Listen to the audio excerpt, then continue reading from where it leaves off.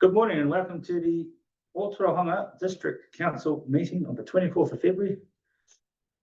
It's 10:02. I'd like to just start with an opening karakia and prayers. We could all join in, it would be lovely. Mā te tono, mā te mako, mā te tiro, mā te whakarongo, mā te mahi, mā te manawanui, mā te aroha. So by believing and trusting, by having faith and hope, by looking and searching, by listening and hearing, by working and striving together, by patience and perseverance, by all being done with compassion, we will succeed. I would like to put on apologies from Councillor Jamie Tamaki. Is there any more apology? No, there's anyone's online. Yeah, to move, isn't it? Yes. Yep. I'd like to move that. Yep. See the council. Public forum. No, they haven't got their all. No one's got their hand up, so there's no one wanting to do. Any late items? No late items. Any declaration of conflict of interest? Yeah. I'm on the RSA executive. So obviously, is that now or later? No, that's a period now. Yeah, so I'm on the executive of the RSA. So Yeah. That's for item 23. Huh? Yeah, like we're just going to start. yeah, I'll stay. Yeah. You declare that you're through you, Mayor. Yeah. So I can't vote, right? You declare your conflict of interest, Yep. and then tell us what you're going to do about it, because sometimes it might be at a level where you need to leave the room, other times you can stay in the room. Well, you guys let me know, but I've got some thoughts. It's your call. It's your call. I don't mind. I don't know. No. Yeah. You want to stay in the room and participate in the discussion and the voting? I don't think we're necessarily have to vote, but I'm happy to stay in the room and participate. Is that all right? Yes, that's perfectly Yep. fine. Yeah, Okay. we'll just record that so that public record shows Yeah, that. no worries. Now, confirmation of minutes. They've all been circulated. We all move. I'll second. All in favour? Fine. Is there any matters arising from the minutes? Mrs. Bolden, no matters arising. Isn't there minutes from the Carpet Committee as well? Receipt of minutes. So we've got what time just to the council minutes? We've got some community board minutes. We do them all separately or we've done them all? Do them separately. Right. So that was the district council. So now we've got the minutes from the Ōtorohanga Community Board. I don't know what I was that chair, they mean. Trying to see. All favour. Any matters arising from those minutes? Carpet Community Board. Minutes.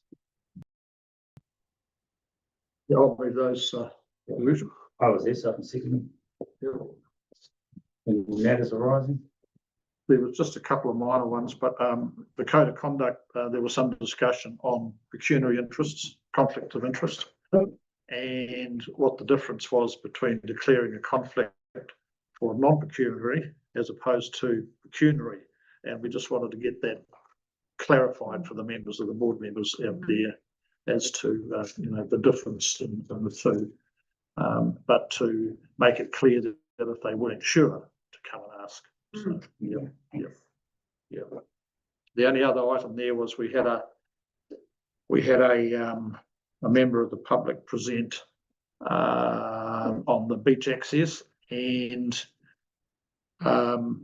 apparently I believe it's the Onipu Trust and the Makatu Marae are looking to close access to Ocean Beach on the 13th of March. So it's going to be brought up at the Pokai. And how long was that?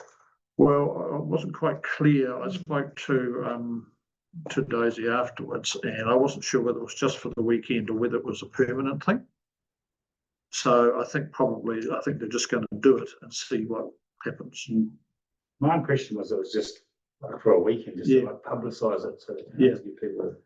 Yeah, because That was my impression. there was a presentation made that showed that in one weekend alone there were 7 vehicles stranded on the puppy beds out there, and they've just had enough of it, I think. So they're taking what they believe is appropriate action. Yep. Other than that, no, that was pretty good. Thank you for coming out, Your Worship. It's always good to see the Mayor out there. Sure. Thanks for that. We're moving on to sort of notes done. My verbal report starts off quite, wrote it out this time. So basically, 28th went to the Elevate meeting. 30th went to the opening of the refurbished Ōtorohanga Primary School pool opening, which was quite nice in the morning. The second, Mayor John Robertson from Waitomo came and visited me, banging on about amalgamating. The second, also Ōtorohanga Community Board meeting, we'll just talk about. On the 4th, I had a meeting at Kiwi House. We had a meeting with Michelle Templer, who's from Shane Jones's office, who's trying to get some rural provincial funding. We're trying to express to them that the Kiwi House is not just a tourist attraction, it's actually a world-leading way, developing ways to prevent some species from being extinct. And I think we've got to really get people to understand that. It's not the tourism part of it, it's basically just to keep the lights on, pay the rates, sort of stuff. But the work they're doing there and stopping species from coming extinct is actually world-leading. So, also in the 4th, Timania, I hope I got her name right, but she's going to be our Te Huia rep this year, so that's really cool. I went to Kawhia Kai Festival. On the 9th, we visited had a po-whare at the Waikeria prison and got a big tour around the prison. Pretty impressive sort of place. 10th, we had our council induction day. The 11th, I caught up with Mike Fox from the Lions Company. We'll put an update on what's happening in the area. CE mid-year review that day as well. Kawhia Community Board meeting on the 12th. And then a lot of firsts begin on the 13th of the 2nd of 2026. So what is officially now a 1 in 250 year event starting. Brent Knowles lost his life in this event. If we just pause for a moment and think about that. Yeah.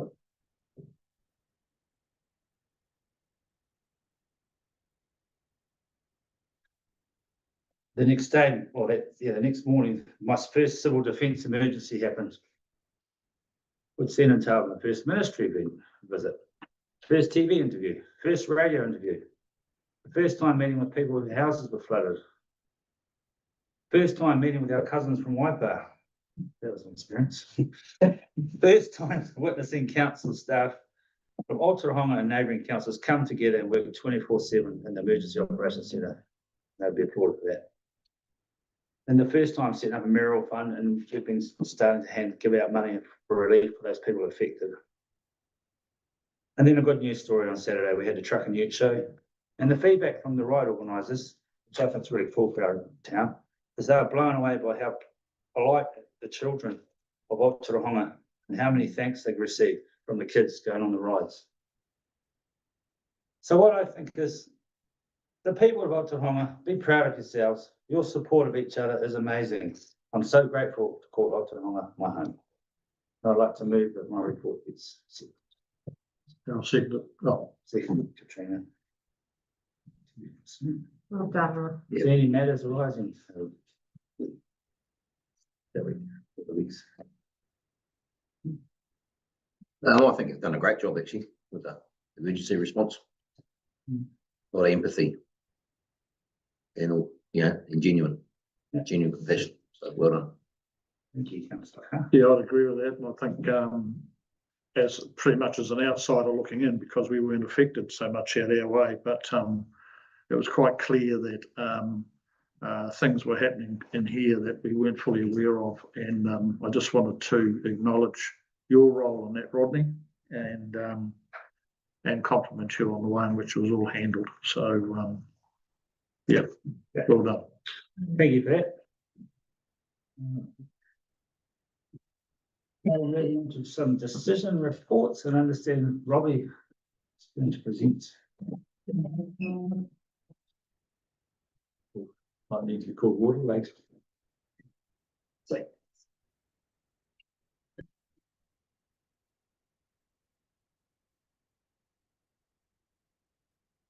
Good morning, Mayor Rodney. Good morning, councillors. Thanks for receiving me this morning. This report seeks to approve the naming of a new right-of-way serving the 6-lot subdivision adjacent to 60 QQ Station Road, Ōtorohanga. I'll take the report as read and get into any discussion, any questions, if that's all good. Yeah, we got any discussions? Gonna leave it that easy? I have a question, and I don't know if it's the right people at the table to answer the question. I understand that this new subdivision was underwater quite a bit. So is there like covenants or a standard floor height for when it is built on? Or is it like, I mean, I know, yeah, in certain flood areas, the floor height isn't a low floor height, it's like, at least 3 steps high. Yeah, the minimum floor heights are dictated, I think, through the regional council and flood zoning. I think it's based on a 100-year event.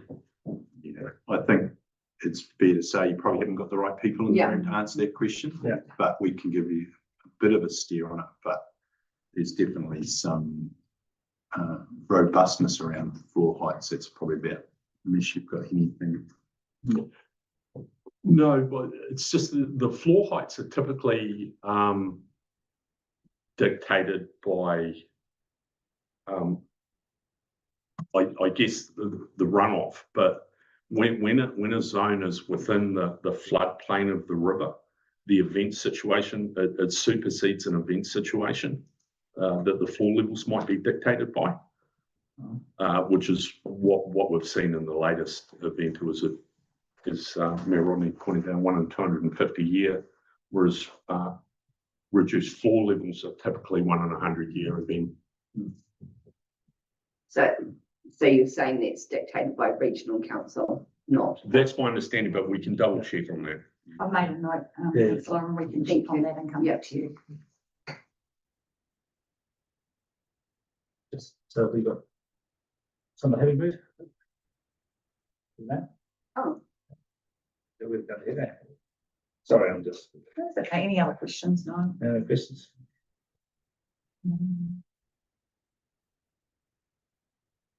Nobody wants to move there. I can move it. I'll move. Yes.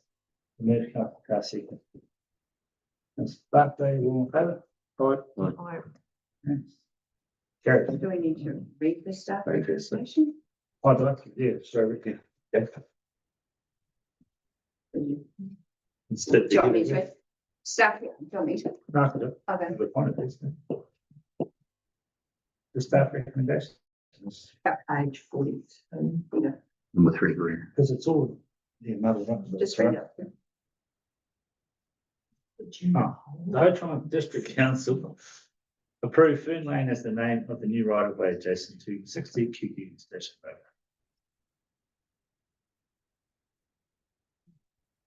So we've already done that. Yeah. They're all in favour. All right. Sorry, my things are all muddled up. Did you work agenda separated? Is it not the same? No. It's not stable. So sound 40. Oh, that's 46. Sorry. What page are we on when you said it?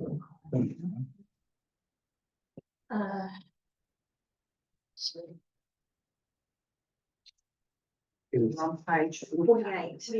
48. Yeah. So I'll print this dyslexic. Right. And this one's, it's. Thank you, Robert. Thank you. Sorry, it's come out right.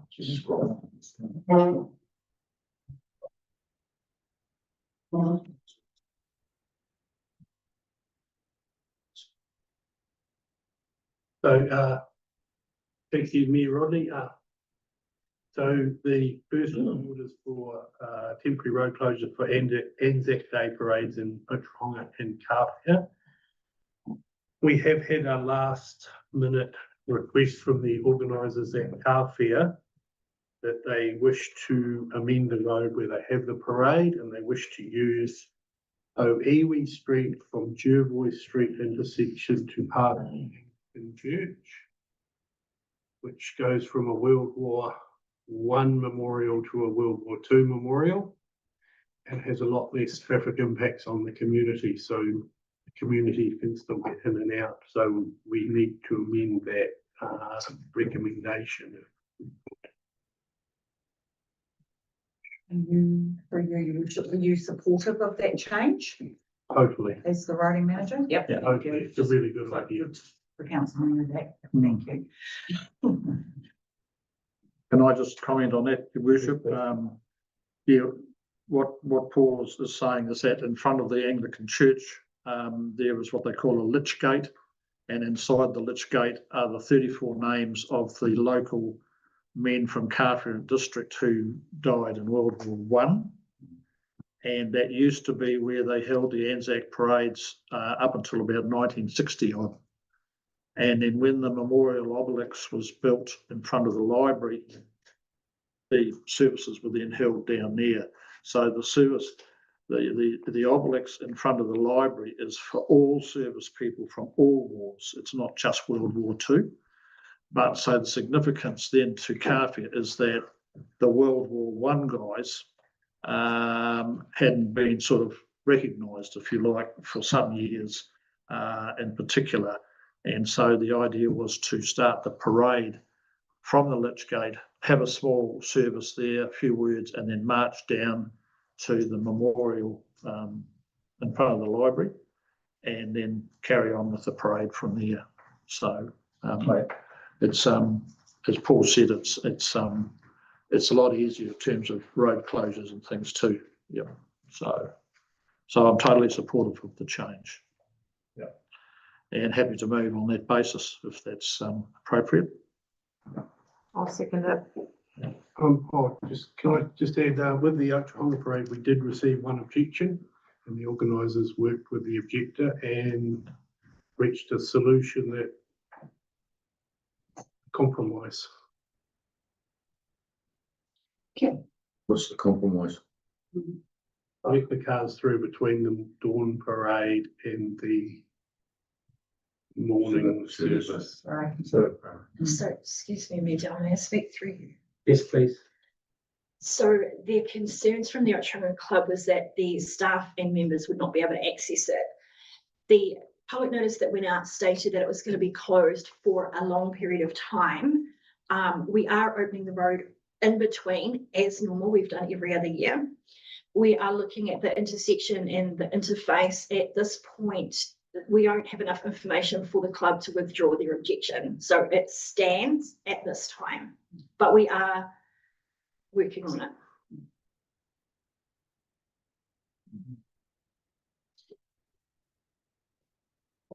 Yeah, answer the question. No, it was just around that, Yeah. like we don't close it from 4 AM to 1 PM usually, it's just for the, so that was all that my question was gonna be. Are we changing it this year and closing it for 9 hours, but we're not? No, so that was just miscommunication. Listen, the club, that's what RSA said.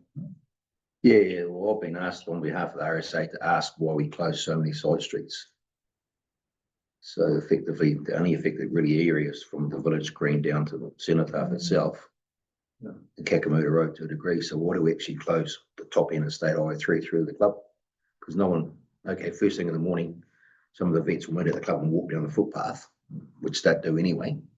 So that's always been a question, why do we close so many streets? Because you've got a state highway coming in. Yeah, appreciate that. Turn left, down, I mean, sorry, right. Yeah, but It's not. okay, so you could close from Wahanui down, right, to Kakamuta. What do you have to close from there up? I think And all the side streets around it. through you, Rodney, I think that the key here is council is the regulatory authority in here and we approve the road closures. The actual requests for closing the road comes from the applicant.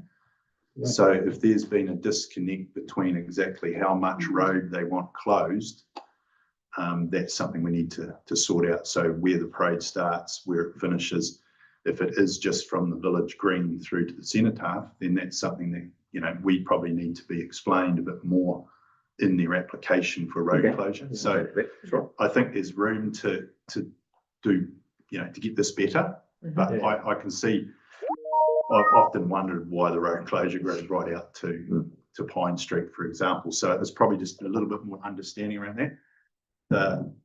I suppose it's just understanding the roles and the process is council manages the road, NZTA manages the highway, we approve the road closure as per what the applicant suggests. So I think there has been a bit of a blending of this process with council taking more of a leading role in the road closure scenario. But hey, I think there's definitely room to reduce that closure down. Side streets become a bit difficult when they can access the road that's closed. So probably a good work on for next year. But I think we still haven't received the TMP anyway, have we? No. So there's probably an opportunity to reduce that now. Yeah. I assume you want to close it quite a while because you don't want to, like trucks are getting halfway down and they can't turn around, so, you know, so I assume. As long as they can turn off a side street, I imagine it could be all right. But it's one of those things that what's being asked of council to approve. Yeah. And getting that communication correct. So through you, Mayor, sorry, so we just need to talk to the applicant again and make them understand a bit more as well. Next year. Obviously for next year. For next year, yeah. I think that the TMP, when it comes in, there's the potential to address a couple of those concerns now. But I generally we approve or not approve the road closure. We don't generally get too involved in what roads they want to close. But obviously there's a bit of liaison there, but there's obviously been a bit of a disconnect here because of the objection that's came up, probably a miscommunication there. I mean, Through Mayor Rodney, this group's the only group that can close a road through the legislation. So we get the applications in quite early and we put a bubble around an area that, we're having an event in this area. It's not really, the resolution doesn't have to be letter perfect for, 200 metres past this street. We're having an Anzac parade down the main street. Do you approve or not? Yeah. Don't get too hung up on the detail. no, that's fine. Yeah, I know that. Yeah, we've always approved it around here, but I just got a question. It's not our road. How do we approve the closing of it? It's an NZTA road. Oh, yeah. Great, No, Chris. so through you, Mayor Rodney, the legislation says that they can only be approved by council. Doesn't mention state highways or other, it just says roads can only be approved by council. So NZTA do not have a council, so they have no process to close roads for events. So the only process available is us. Makes So, sense. so is that for events? Yes. So it's not for like, we close the road and paint our bridges. Well, they're not our No. bridges. Good example. Yeah, we could have an event painting bridges. Yeah. And then close the road. It still goes through that. It doesn't matter what, well, I mean, we're approved to close the road, but you still have to have traffic management and someone's got, so that's probably why they want us to do it, because we got to pay to have the traffic management to close it, for, we don't want to. Yeah, through you, the legislation is quite technical, but the only sort of closure that cannot be delegated to someone is for an event that has to be approved by council. I don't know why, but it is. Just like, maybe I'm not sure you can answer this, but like at the moment, we're actually in a civil defence emergency. If that was the case in Anzac Day, we wanted to close the road, would this affect it, or is that just being a bit hypothetical? Like with civil defence have to then decide. Or, So that's a really good question. I don't know. I think they're two different things that may just coincidentally happen at the same time. Yeah. Not sure of the answer is that, sorry. Okay, thank you. It's a really well positioned camera that I'm sort of. Oh, yeah. Yeah, I'm doing the same. Councillor Buckley, question.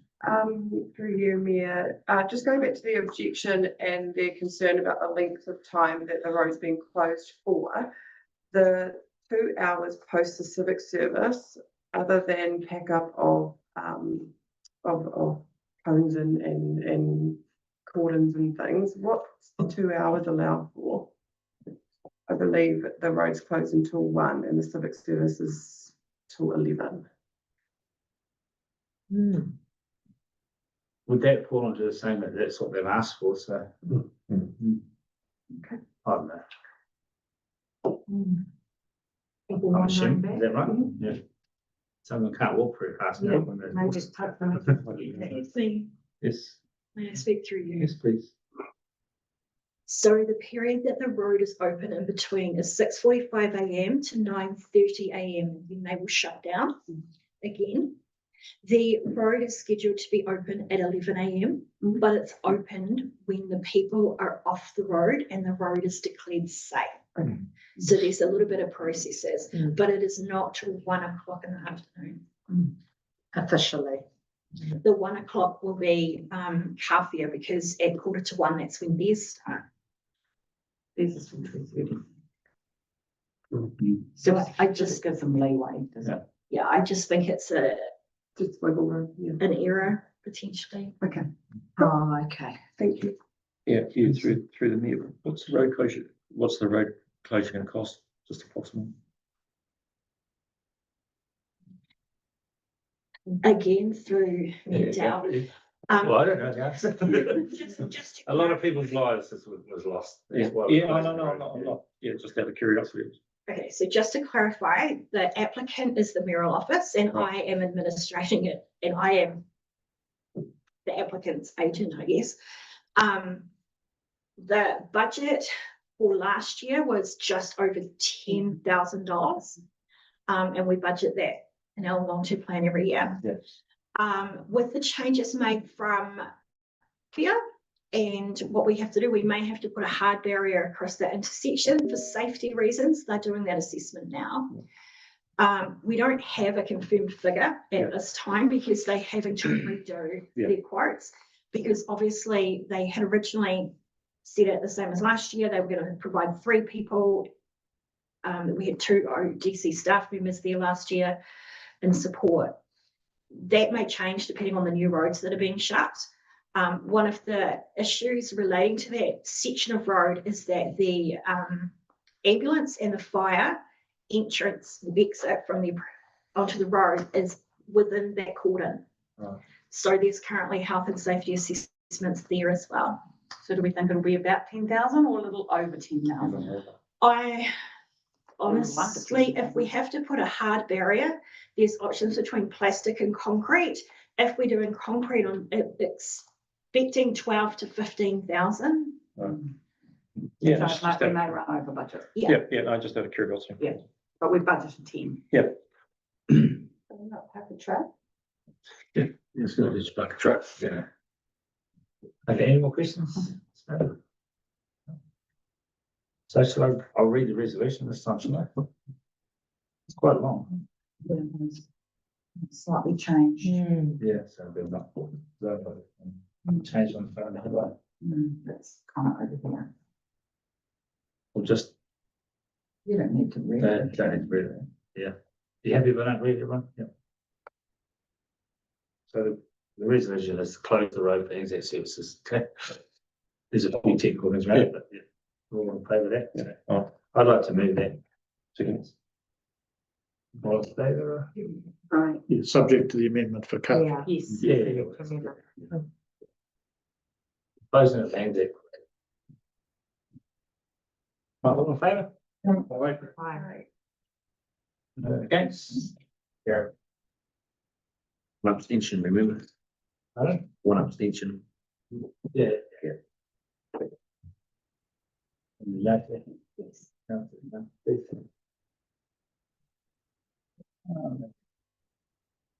Another one.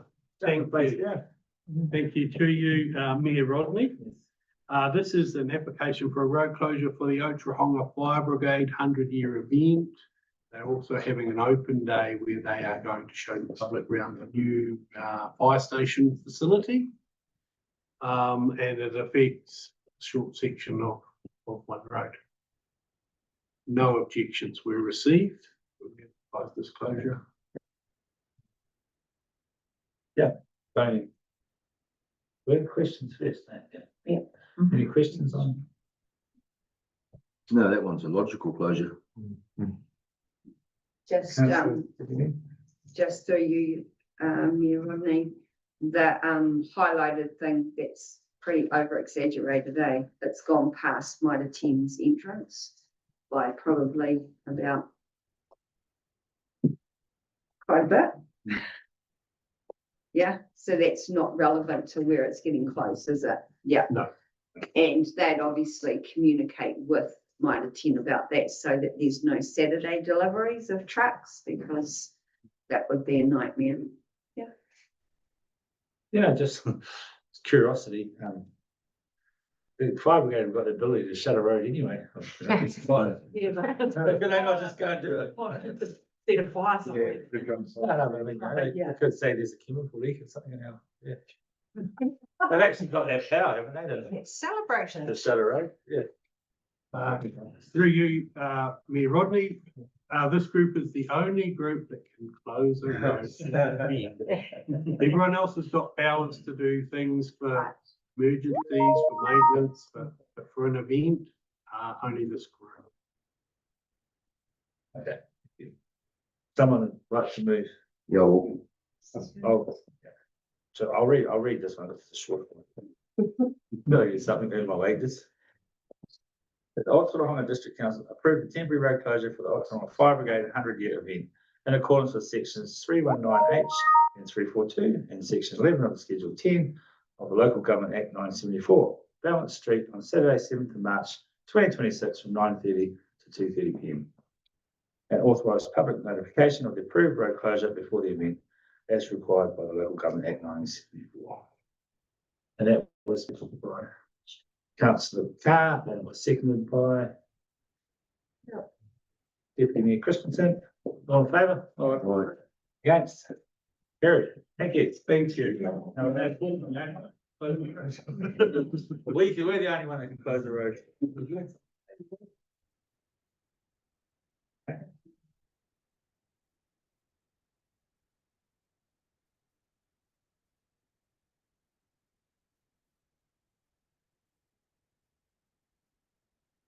Brendan. Yeah, thanks, Mayor Rodney. So I've brought Brendan up. Brendan actually wrote this report when we tried to do a number of things on the fly last week. So I guess just before I hand over to Brendan, there's we established a policy for a mayoral relief fund back in 2024 that Andrew Lowe, our previous GM, regulatory, brought to council. So that was a, I think at the time we probably didn't think it was going to be that important, but Waipart didn't have a policy, and so they had to have a special council meeting last Monday to adopt that. So having that policy in place made things a lot easier. So at this stage, we've applied to the government for 100K to go into that relief fund. We yet to get back. It's up to 100K. So we were struggling even to know what to do there. In terms of how to apply for funding, reading guidelines and things. But we've got that underway. We've established a panel, and we've already had one meeting. Two, yeah. We're struggling in terms of staff resource around managing that process. You know, we've had so many staff through the EOC. Kai's done a pretty amazing job so far. Would have worked long into the night last night, you know, getting the agenda ready for tomorrow. So, you know, I'm just sort of putting that out to council, just understanding the work that's gone into this. So I'll hand over to Brendan and then happy to take any questions. So. Yeah, I guess I'll take the report as read. So yes, the intention of this, I guess, is to put forward to council that you, alongside the government's contribution of $100,000, that council puts in their own $100,000. The intention in the report is to take that from the General Reserve Fund. So for those that are new, we have a couple of reserve funds where the money has come from different sources. So we have a subdivision reserve fund, which is all the contributions under the the Resource Management Act people make when they do subdivisions.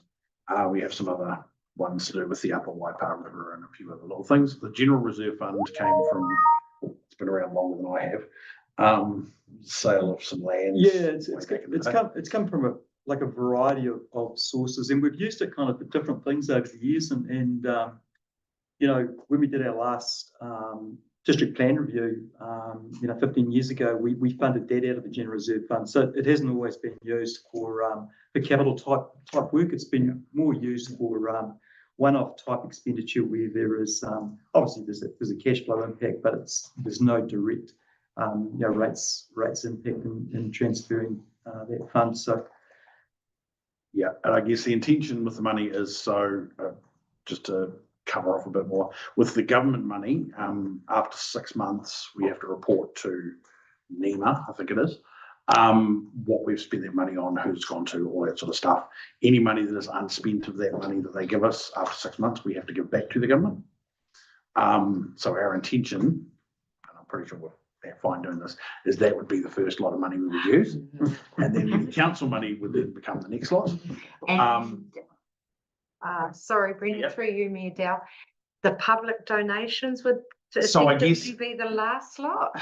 I guess at this point, that's all we've got until you, depending on what you go with this report, obviously. Okay. At the moment, we've only got public donations, so I guess we're using that money for the money we've already given out. Okay.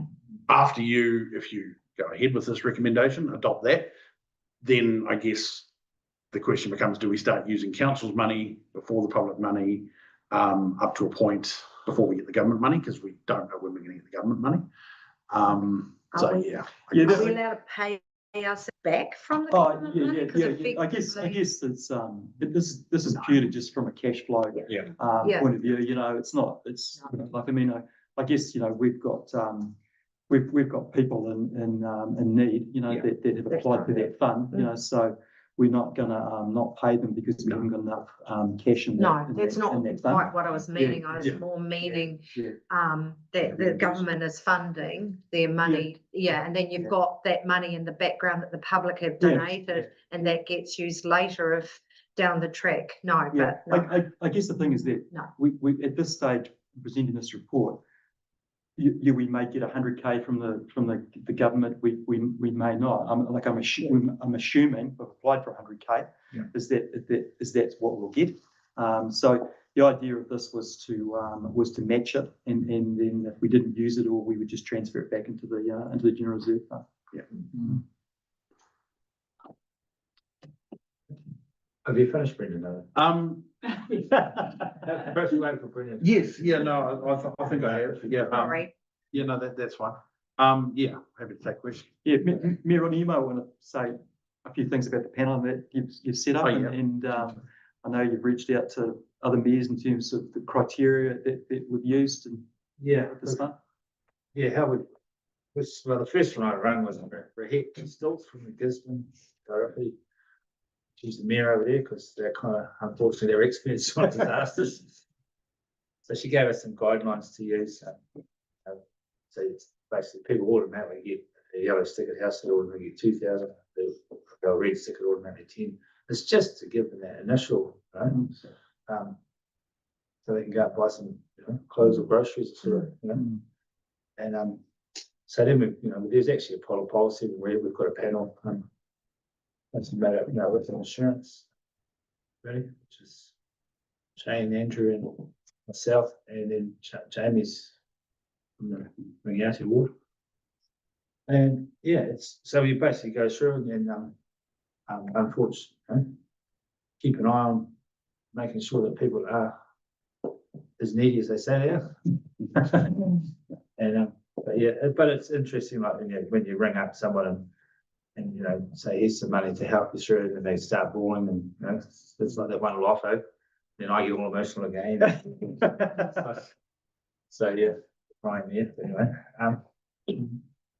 So I think it's, and that's just the initial, just to get them out of that hardship of, well, they're still in a hardship, but it's just that initial little boost that I think people need, and then obviously they can still reapply for more. And anyone that's been affected can apply, and then obviously we can sit down as a panel and work it out who we think's.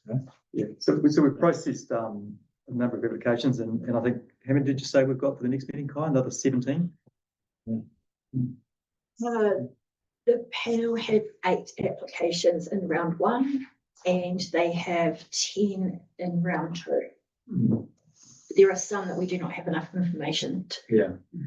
Like we've got some criteria, and there's information about it, but don't supply enough information for us to make a decision. We can go back to. What's the time? Oh, sorry. Well, hang on, Councillor Jeffrey's hand. Asked that question before. Yeah. You've got no lights. Excuse me. Yes, thanks, Mayor Rodney. Just a couple of quick questions. What's been the response to date in terms of donations to the fund? And I know when this policy was first introduced, there was some discussion around, at that stage, around council actually setting aside a certain amount of money each year to build up a fund, so that we're not suddenly having to find, whatever. Yeah. Is that still something that council might want to consider? Yeah, absolutely. I mean, it's I think when I looked this morning, there was about 22,500 sitting in there. That's in the bank account. There's also been some money paid across the counter, which is going in a separate place. Right. So it's about 25, 26 at the moment. We do have some additional ones that have made contact yesterday wanting some information about how to make a donation that I believe Mayor Rodney has been in touch with. One of those wanted to be anonymous. And so we don't know what amounts they're talking about yet. They haven't come through, but at this point, it's about 25, 26,000. Okay. Well, that's heartening. Yeah. Just in terms of putting money away for a rainy day. Yes. So we don't do that. We council, through you,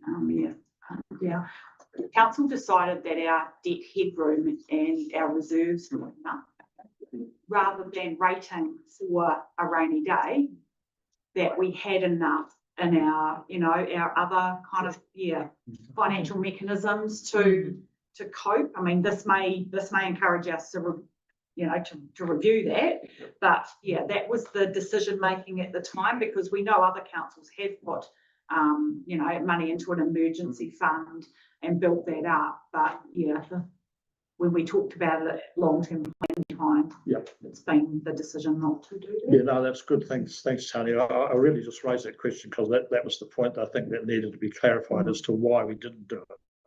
Yeah. So, Yes, okay. Yep. Definitely questions. Couple.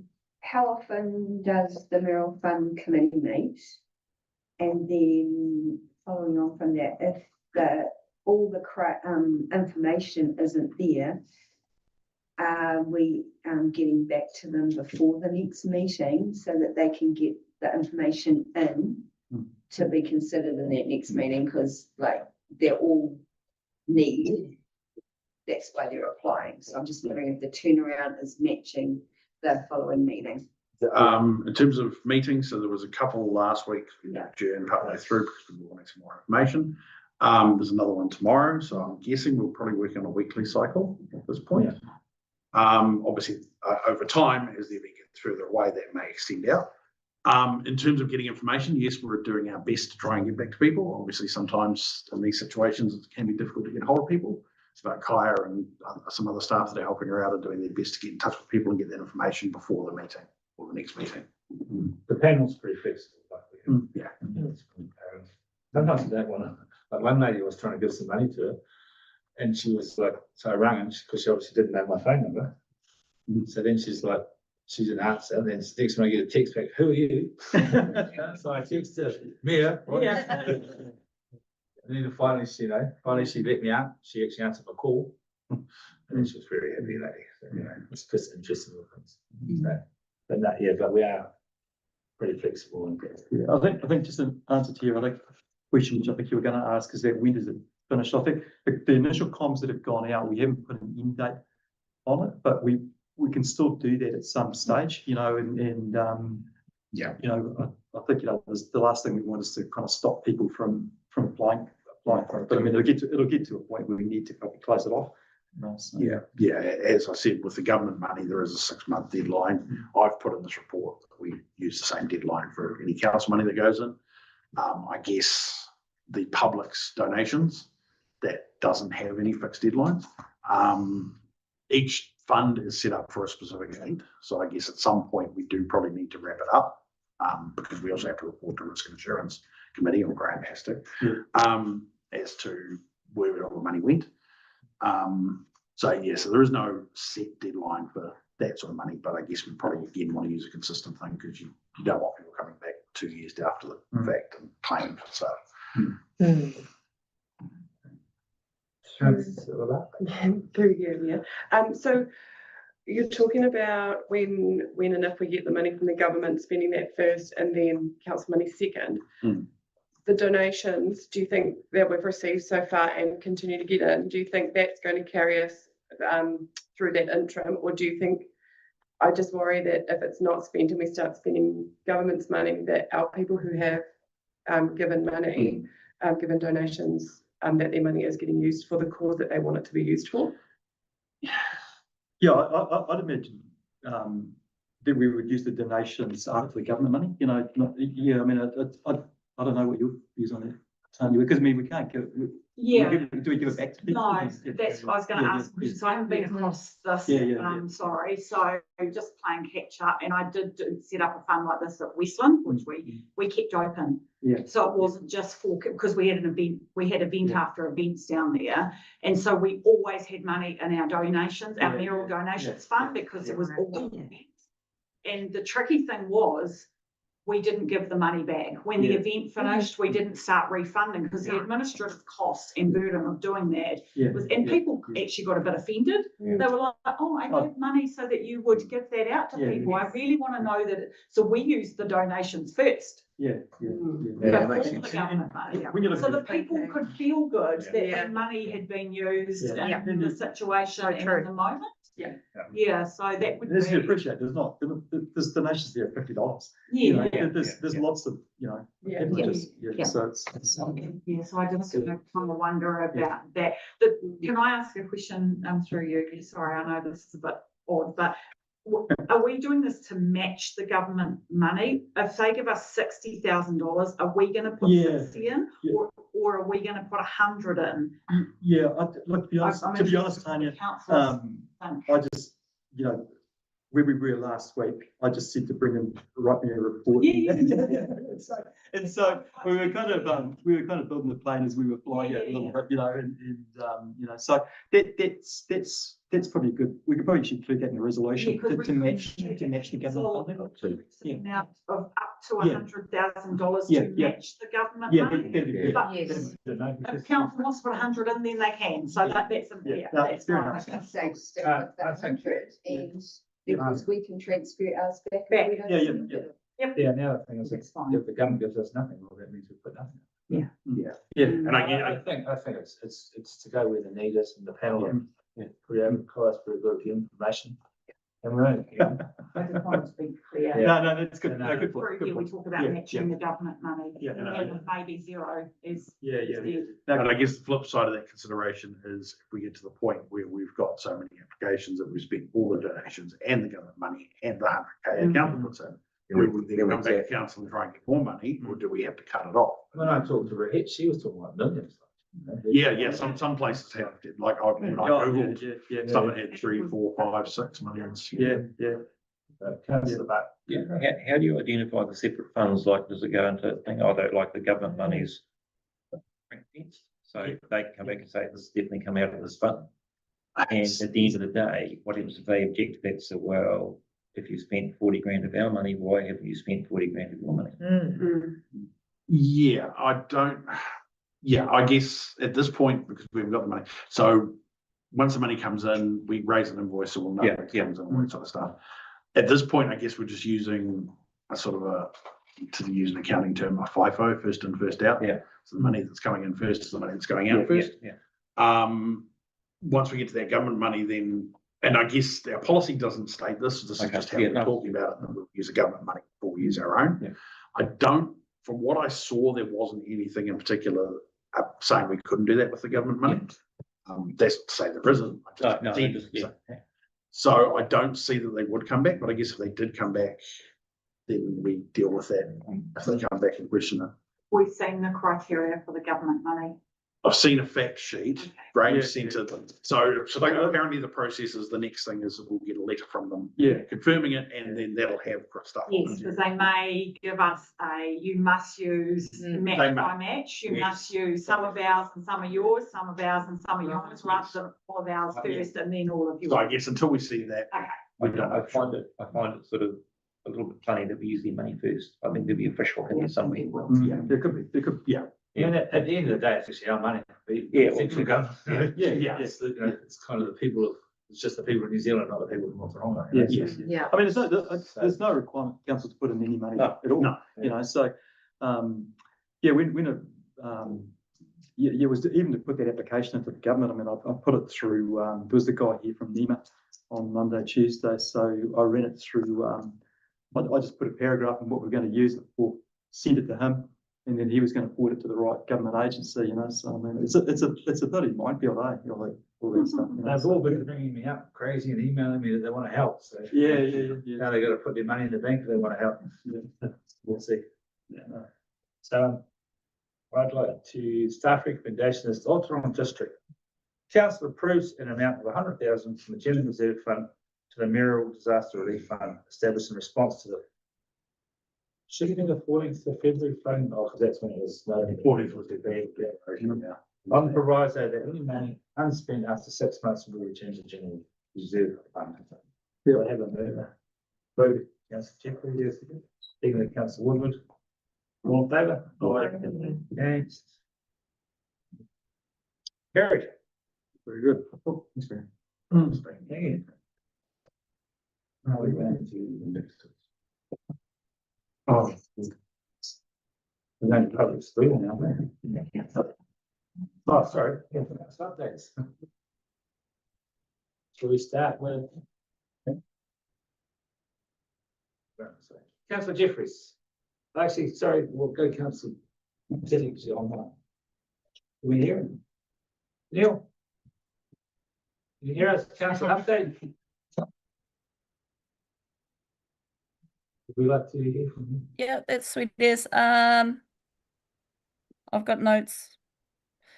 So I was part of the emergency evacuation centre early morning of the weather bomb. Also utilising the delicate position to help cover Rodney and assist when required. Visiting on the ground the communities and supporting staff.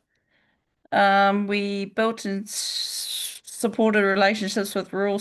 We built and strengthened relationships with rural support, civil defence local team, Māori Wardens, iwi, hapu, waipa, CE and MEA. Went to flights with Rodney and Hamilton on the 19th, and went to the Kawhia markets on their last market day. That's it. Very good. Councillor Jeffries. Thanks, Your Worship. The 15th of December, we had a risk and assurance meeting. 10th of February, we had electors members workshops. 12th of February was the Kawhia Community Board meeting. 17th of February was the, again, elected members workshops, and that one concentrated on the local government funding agencies deed of agreement. 19th of January, we had a tourism workshop, which was held by a Teams meeting. And there's, I understand, a report to come to council on the findings of that. On the 7th of February, we had the Kawhi Kai Festival. It was a perfect kawhi weather, contributed to an excellent family alcohol smoke-free event with a variety of food and other stalls and 7 hours of non-stop entertainment. Estimated 3,000 to 3,500 attended. Planning is underway for 2027. Your Worship, I'd just like to take the opportunity to acknowledge two people here. On the 6th of January, I attended along with yourself and Tania was there as well. The tangi for John Kati at Mokai Kaianga. John was a leader within Māoridom, among other things, a past deputy chair of Maniapoto Trust Board, and until recently a trustee of Te Nehe Nui. He was also a Waitomo District Councillor for 6 consecutive terms from 1986 through to 2004. And John will be sorely missed in that area. And on the 10th of January, I attended the unveiling for Edith Dockery, who was a life member of the New Zealand MNZM and a JP, life member of the Maori Women's Welfare League, a previous Kawhi Community Board member and chair, and an advisor and whenua trustee. I understand that she was also the equivalent of a lady in waiting for the Maori Queen. So there are two people in that in the coastal area there that have contributed between the two of them significantly to Maori issues in particular out that way, and I just wanted to acknowledge them. Yeah, thank you. Not a heap for me. I've been busy on farm while many of our guys some time off, but recently been involved with the primary sector adverse clusters that have been put in the relief storm. So basically trying to put a little bit of a rural perspective on that, sort of partly through your Federated Farmers role as well. And yeah, that well, other than school board meetings and trying to get the science block funded over there, the new conversion through from the library to science block is taking up a fair bit of time. There's a lot of funding going into that. So yeah. So through you, Medal, where's that science? Is a new science block being actually built? Or the library, so where the library was is basically getting redone into the new science block, so getting fully gutted. Yeah. All new linings, and the library is getting shifted into one of the old back room of the old B block, essentially. Yeah. Yeah. And so C block will actually go? Yes. Yeah. But yeah, there's big, it's a big cost around the asbestos, more so in the old accommodation blocks. Yeah, there's been quotes from 60k to 360k. So we're trying to push back onto ministry and say, well, you want us to remove it, you look after it, and they're pushing back and saying, no, it's yours and stuff. Yeah, so yeah, I mean, it's all totally gutted now. There's stuff from there being repurposed down to the reserve and to the sports club rooms down there where possible. They're refitting stuff down there for our blocks and stuff like that. So yeah, just trying to make things connect up as much as we can. Yeah. Thanks, Mark. Yeah. Yeah, I went for a drive around part of my district the other day, just called a couple of people, make sure they're all okay on the back of what happened. Yeah, and everyone's pretty positive. I mean, we see touch what we do have bridge down, but most people were pretty philosophical about what happened. Yeah. But just ensured they were okay. And I said, if you know of anyone that needs any help, just let us know. That's about it, to be fair. Thank you. Councillor Butcher. Yeah, well, since pre-Christmas, of course, risk and insurance meeting, induction day, and then in January, and plus the Kawhi Kai Festival and Kawhi Community Board. I just went in and listened in on the first community board meeting for the year, and just interested that the local policemen out there now talked about the college kids having now that they have to bus to school, and participating in the past where they could in after school sports. But now that's making it difficult because they can't get home half the time because there's no bus that goes after the time that it goes at 4 o'clock. And talking about how we could work with that, we did advise him to call the college, and maybe there might be something via ministry, we're not sure, or even maybe a little van that someone might be able to drive out there. Because other than that, not every kid's got the ability to stay in town over the night. So that was cool that he's thinking of that, and also thinking of having something more for the kids to do out there after school when they do come back, instead of what they're sometimes doing is turning around on motorbikes and being a bit of a nuisance. Will the new community centre help with that? Hopefully, yeah, true. So that's neat. He's thinking of all those things. It was quite neat having him at the meeting there.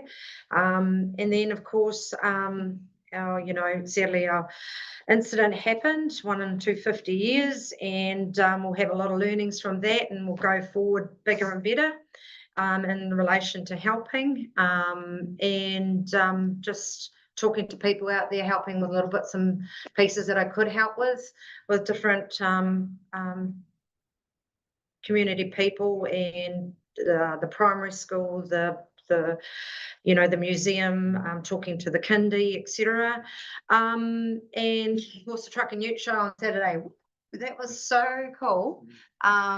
Just being able to have something free for the kids, along with looking at trucks and utes. Not particularly my big bus, but I'd like to try and drive one day. But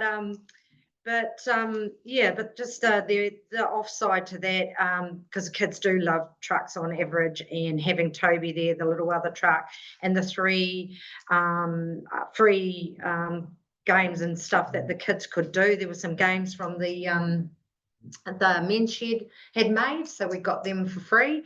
Michelle was a big help with that with Rodney, so that was awesome. And just on the back of that, sorry, I'm a bit long. Just on the back of that, with the Ōtorohanga Dog Agility Park, I'm getting funding at the moment. I'm going for sponsors, and it's quite well the support I'm getting from Vet, PPG Rights, and Farm Source, and the likes of that. Thank you. Councillor Risk and management. We had a meeting with the welcoming of the new Kiwi House manager. I could have had a long list. Spent most of the morning of the Saturday shifting the search and rescue boats up and down Station Road and just checking on people. Took 2 or 3 hours, check roads, just make sure everything's okay. Had to ring Fonterra for a few guys to make sure the tankers got through once power was up, and just Merrill Leaf meetings, a couple of them. Okay. Councillor On the 2nd of February, we had our first Ōtorohanga Community Board meeting, which I attended, and I also attended for the GM at the Kiwi House. And yeah, just trying to do my best with the flood support as well. So I've been connecting with the support house and Elevate, just to talk to them about what their experience is with the community on the ground, and if people were asking for support from them and how I could help with that. I've been facilitating with some household items and food donations to distribute those. I went around the local businesses and spoke with those who were affected, and just to see how they were going as businesses as well. I supported a displaced family and managed to get them into housing, and I touched base with the kindy and the museum as well, just to see how they were getting on, and offered some services there. I did get tied up with my kidlets though, so I couldn't quite do as much as I wanted to, just trying to juggle mumhood and everything else. I'd just like to do a massive shout out to the Lions Club. They donated beds to the family, which I helped put into a home as well. So she was super grateful. I went to the warehouse and bought sheets and duvets and little teddies for the kids. And so once she was finished doing tidy up for the day, she got home and she just said she was overwhelmed and really, really grateful to not have to think about where they were going to sleep. So that was super cool. And yeah, we also attended the track and ute show as well. The girls had a blast. I managed to find myself with my daughter in the little tiny truck, so with my big long legs, so that was fun. Yeah, we had a blast. It was a great day out. Yeah, that's us. Any questions? Elevate last month, and then like Taylor said, the community board meeting on the 2nd. Also attended the Kiwi House for the Pōwhiri for the new gym. I went along to the Waitangi Day presentation, get together at council on the 4th, and popped out to the Kai Festival, not for long. Got there early so I could get my mussel fritter and macadamia nut crumb scallops, which were on. On the 9th, went to the Pōwhiri for new staff at Waikeria Prison, and a tour around, which was really cool. And then we had the elect member induction day. Zoom meeting for Waikato Water. Truck and ute show, awesome day. And yeah, that's about it. Thank you, everyone. Everyone's been busy. We are on to the resolution register. So through you, Mayor Dow. So we've got four resolutions on there. The first one is the Ōtorohanga Dog Agility course, which we're recommending that stays on. That's still a work in progress. The next one is C23 is the adoption of the code of conduct that can be removed. We've had the workshops and you've adopted that. C25 is the there will do a schoolhouse relocation, and we're recommending that stays on because that's still a work in progress there. And then the logo item C26 logo change revisit. That was around the consultation, and that's closed, so we recommend that that one be removed, although we will bring the results of the consultation and everything back at the next meeting. So yeah, so we're recommending that you remove resolution C23 and C26 from the register. Yeah, I move it. Yeah, I'll see. Thanks. All in favour? Yeah. Right. Carried. Just as a matter of interest, through you, Your Worship, there was an article on the news last night about dog attacks in New Zealand, and in 2025 there was 15,500 dog attacks, and of course what's highlighted just recently was the death up in North Auckland. But how do we stack up, do you know, in terms of that sort of thing locally? Do we have any real issues with dogs here attacking people? Not many. Not many? But I don't have numbers. Oh, right. Yeah, No, we're not contributing to the 15,500, I hope so. As long as you get Zeb snacks, he'll. Yeah. My body's got no teeth, but man, he gives a nasty suck. It is, yes. Very good. Thank you. Moving resolution to moving. Yeah. Troubles there. It's item 26, so it's someone to. So we're going to now go into public excluded. Yeah, I'll move.